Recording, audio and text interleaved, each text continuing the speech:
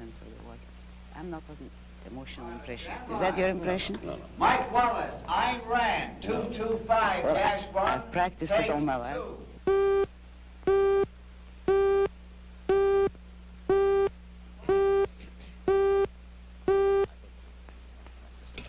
I have not.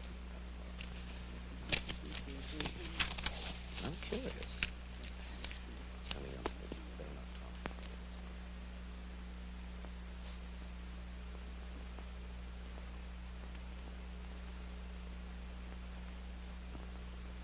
This is Mike Wallace with another television portrait from our gallery of colorful people. Throughout the United States, small pockets of intellectuals have become involved in a new and unusual philosophy which would seem to strike at the very roots of our society. The fountainhead of this philosophy is a novelist, Ayn Rand, whose two major works, The Fountainhead and Atlas Shrugged, have been bestsellers. We'll try to find out more about her revolutionary creed and about Miss Rand herself in just a moment. And now to our story. Down through history, various political and philosophical movements have sprung up, but most of them have died. Some, however, like democracy or communism, take hold and affect the entire world. Here in the United States, perhaps the most challenging and unusual new philosophy has been forged by a novelist, Ayn Rand. Miss Rand's point of view is still comparatively unknown in America, but if it ever did take hold, it would revolutionize our lives. And Ayn, to begin with, I wonder if I can ask you to capsulize, I know this is difficult, can I ask you to capsulize your philosophy? What is Randism? First of all, I do not call it Randism, and I don't like that name. I call it objectivism. All right. Meaning a philosophy based on objective reality. Now let me explain it as briefly as I can. First, my philosophy is based on the concept that reality exists as an objective absolute, that man's mind, reason, is his means of perceiving it, and that man needs a rational morality. I am primarily the creator of a new code of morality which has so far been believed impossible, namely a morality not based on faith. On faith? Not on faith, not on arbitrary whim, not on emotion, not on arbitrary edict, mystical or social, but on reason, a morality which can be proved by means of logic, which can be demonstrated to be true and necessary. All right, all right. Now, may I define what my morality is? All right. Because this is merely an introduction. My morality is based on man's life as a standard of value.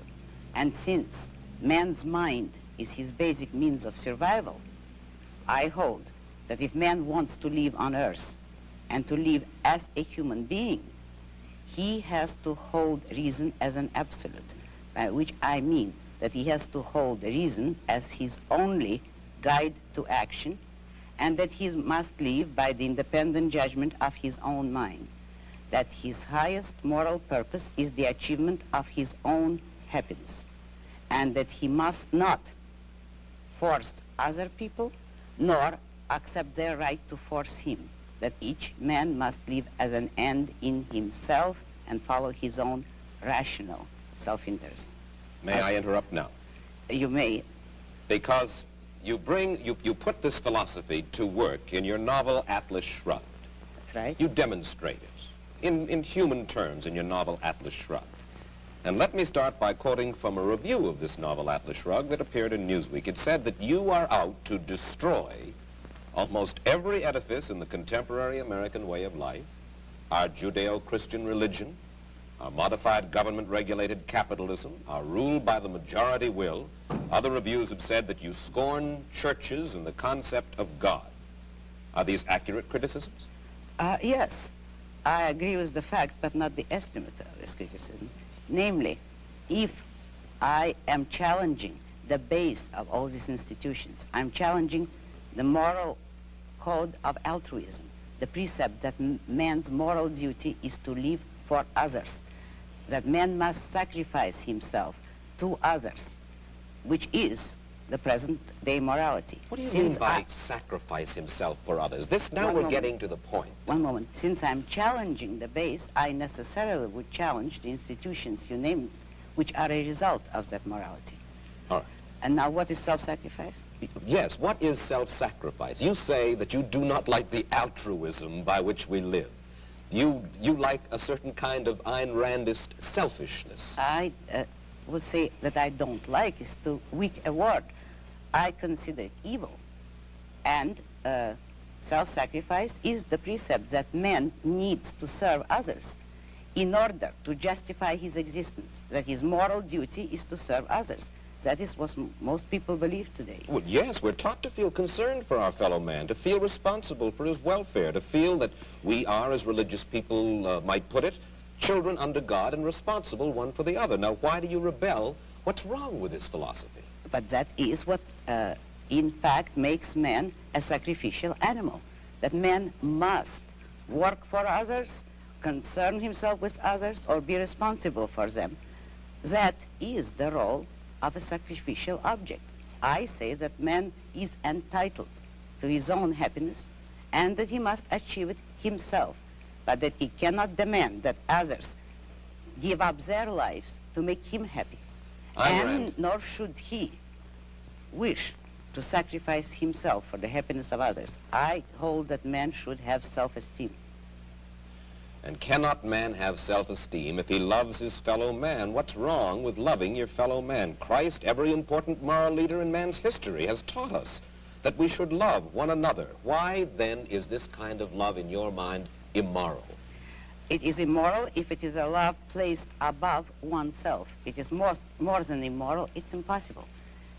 Because when you are asked to love everybody indiscriminately, that is, to love people without any standard, to love them regardless of the fact of whether they have any value or virtue, you are asked to love nobody. But in a sense, in your book, you talk about love as if it were a business deal of some kind. Isn't the essence of love that it is above self-interest? Well, let me make it concrete for you. What would it mean to have love above self-interest? It would mean, for instance, that a husband would tell his wife, if he were moral, according to the conventional morality, that I am marrying you just for your own sake. I have no personal interest in it, but I am so unselfish that I am marrying you only for your own good. Well, should husbands and wives Would any woman like that? Should husbands and wives tally up at the end of the day and say, well, now, wait a minute. I love her if she's done enough for me today, or she loves me if I have properly performed my functions? No, you misunderstood me. That is not how love should be treated. I agree with you that it should be treated like a business deal, but every business has to have its own terms and its own kind of currency. And in love, the currency is virtue. You love people not for what you do for them or what they do for you. You love them for the values, the virtues, which they have achieved in their own character. You don't love causelessly. You don't love everybody indiscriminately. You love only those who deserve it. And then if a man is weak or a woman is weak, then he is beyond love? He certainly does not deserve it. He certainly is beyond. He can always correct it. Man has free will. If a man wants love, he should correct his weaknesses or his flaws, and he may deserve it. But he cannot expect the unearned, neither in love nor in money, neither in matter nor spirit. You have lived in our world, and you recognize the fallibility of human beings. There are very few of us, then, in this world, by your standards, who are worthy of love. Unfortunately, yes, very few. But it is open to everybody to make themselves worthy of it, and that is all that my morality offers them. If they will a way to make themselves worthy of love, although that's not the primary motive. Let's move ahead.